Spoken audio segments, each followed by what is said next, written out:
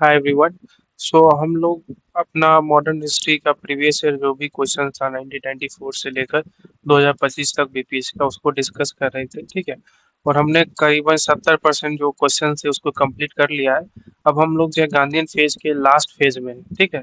तो चलिए स्टार्ट करते हैं। आज का क्वेश्चन जो है वो रहेगा, बेसिकली पहला क्वेश्चन जो है वो है कंप्लीट इंडिपेंडेंस है, प्रपोजल ऑफ कंप्लीट इंडिपेंडेंस, ठीक है। तो चलिए स्टार्ट करते हैं। तो आपके सामने ये रहा पहला question. Remember once again, now that this flag is unfurled, it must not be lowered as long as a single Indian man, woman or child lives in India. Who said this? तो आपको पता होगा कि ये बात कर रहा है कि फ्लैग को अनफोल्ड करने की, यानी कि झंडा को किसने फैलाया और सबसे पहले फहराया था। तो विदेश में अगर बात करें तो वो थी मैडम कामा, मैडम भिखाजी कामा। लेकिन यहाँ इंडिया के इंडियन कॉन्टेक्स्ट में बोला है, क्योंकि इंडियन इंडियन देख सकते हैं यहाँ पर है।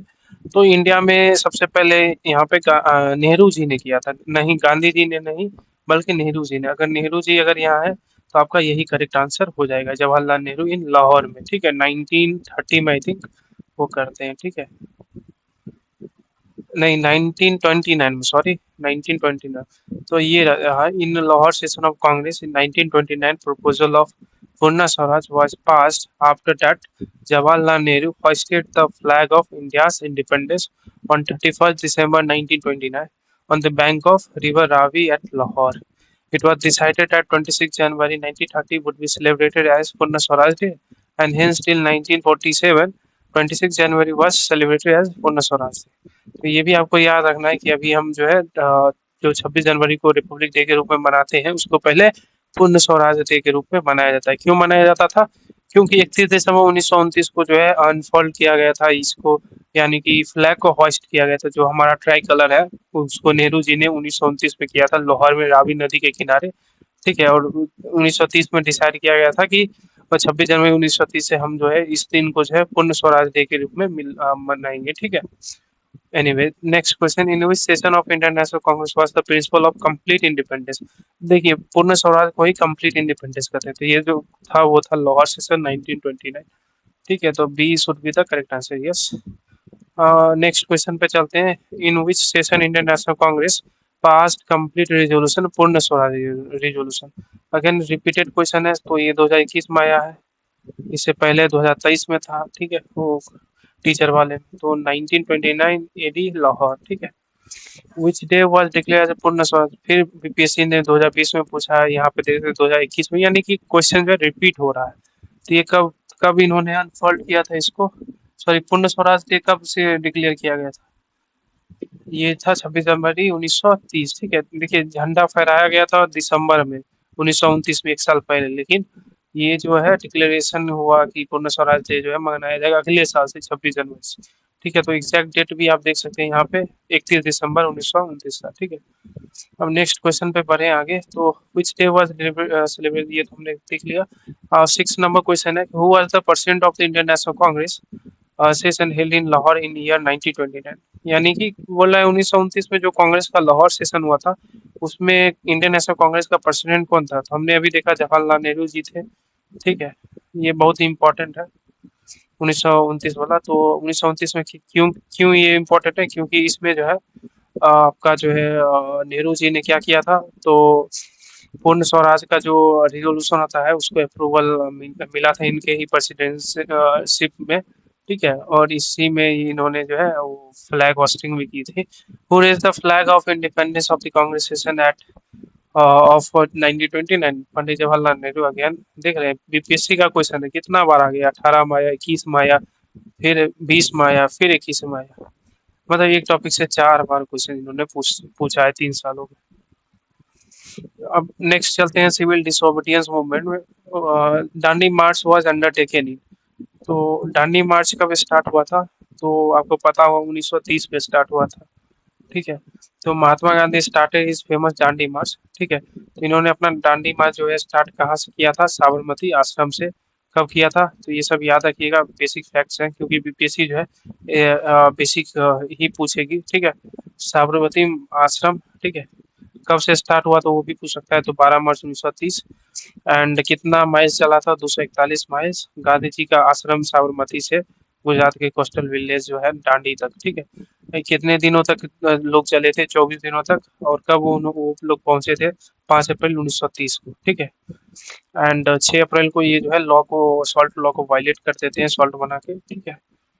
तो ये हो गया। और श्री राजगोपालाचारी जो है, इन्होंने तमिलनाडु में इस सॉल्ट मार्च को लीड किया था तिरुचिरापल्ली से वेदरण्यम तक, ठीक है।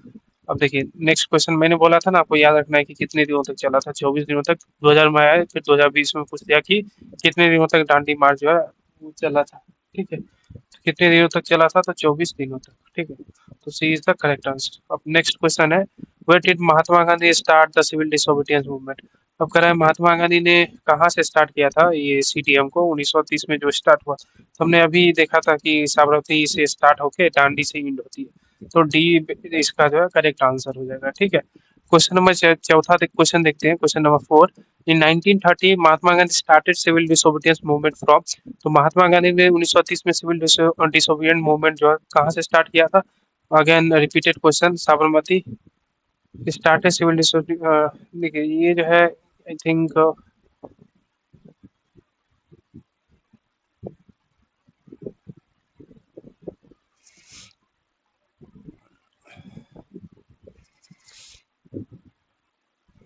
ये थोड़ा सा कंफ्यूजिंग है, यहाँ पे डांडी आंसर दिया गया है, ठीक है। आई थिंक स्टार्ट, हाँ, तो सिविल डिसोबीडियंस मूवमेंट जो है वो लॉ को ब्रेक यहाँ पे करते हैं, तो इस कॉन्टेक्स्ट में भी जो है करेक्ट आंसर होगी, ठीक है। The famous Dandi march led by Mahatma Gandhi during the civil disobedience movement covered a distance of approximately, कितना डिस्टेंस कवर किया था? 241 माइल्स। देख रहे हैं ये लोग, मतलब सब चीज पूछेगा आपका, भाई क्या आपका नाम है, घर कहाँ है, कितने दिन को जन्म हुआ था, क्या आपने किया है। एनीवे क्वेश्चन नंबर 6 देते हैं, during the salt Satyagraha in Bihar along with the making salt people protested against the government by opposing which tax? तो चौकीदारी जो टैक्स होता था उसको उन्होंने अपोज किया था, बेसिकली बिहार के सारण डिस्ट्रिक्ट वगैरह में, ठीक है। Saran and Champaran district were the first two district in Bihar to start the satyagraha in Bihar. People protested against the government by making salt as well as through the chaukidari tax, ठीक है। सो यही था। During the salt satyagraha what tax did the people of Bihar choose to oppose against the government along with making salt? फिर से repeat हो गया, 2018 में या फिर 2023 में पूछ दिया, तो ये कौन सा है? तो ये जो है नन ऑफ द एबव होगा, क्योंकि हमने अभी देखा कि चौकीदारी टैक्स बिहार में उन्होंने अपोज किया था, इसीलिए जो है E should be the correct answer, none of the above, क्योंकि यहाँ पे चौकीदारी टैक्स नहीं है, ठीक है। What was the ultimate goal of Gandhi salt satyagraha? Salt satyagraha का उद्देश्य क्या था? तो इसका उद्देश्य था कि जो आपका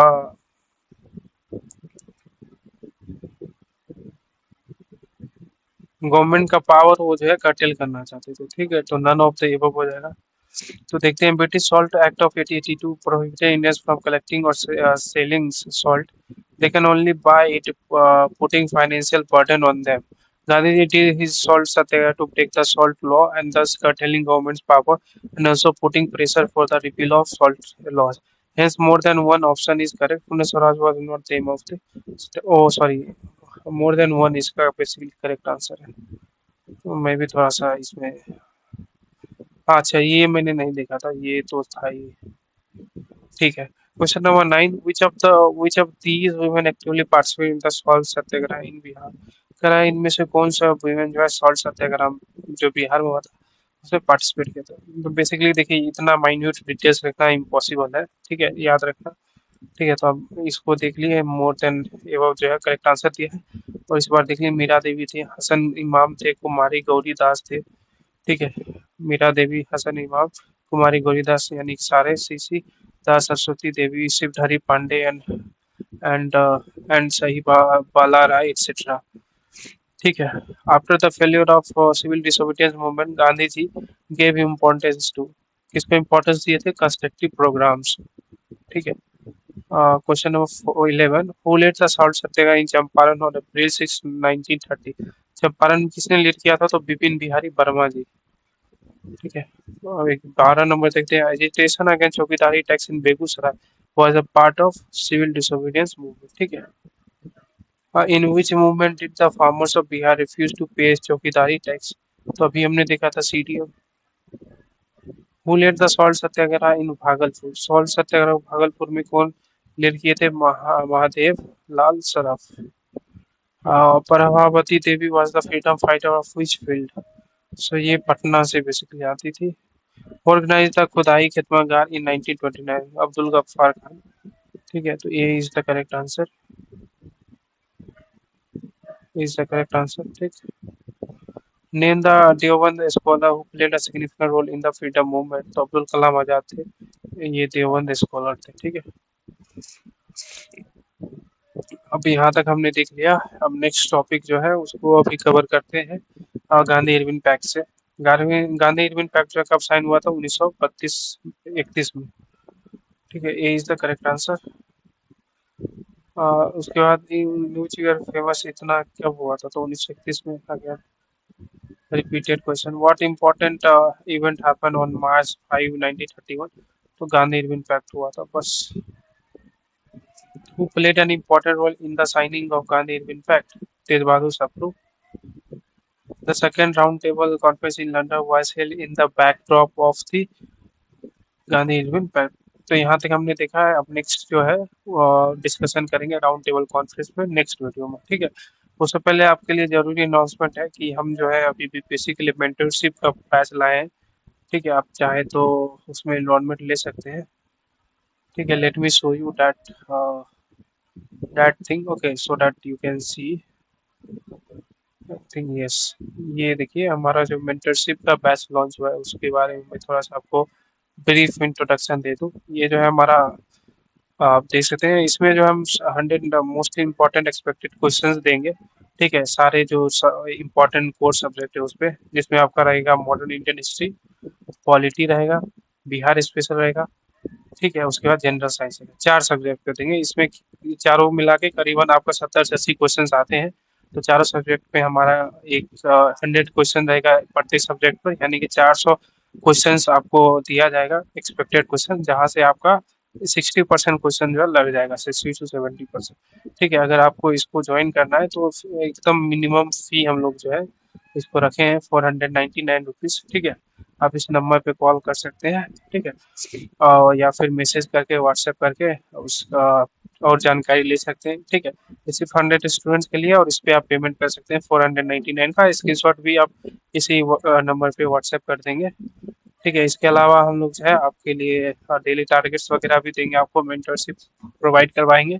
ठीक है, PYQ डिस्कशन करेंगे ताकि आपको अच्छा अंडरस्टैंडिंग हो सके कि फ्यूचर में किस प्रकार का क्वेश्चन पूछा जा सकता है। ठीक है, ये जो है गूगल मीट के थ्रू होगा, और कोई भी अगर आपको डाउट वगैरह हो तो डेडिकेटेड डाउट सेशन भी होगा। ठीक है, ये 499 रुपीज़ का है। सिर्फ आपको UPI पेमेंट कर देना इस नंबर पे, और व्हाट्सएप कर देना सिर्फ 100 स्टूडेंट्स के लिए। Thank you so much.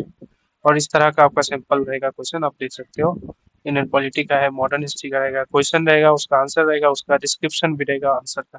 ठीक है, थैंक यू।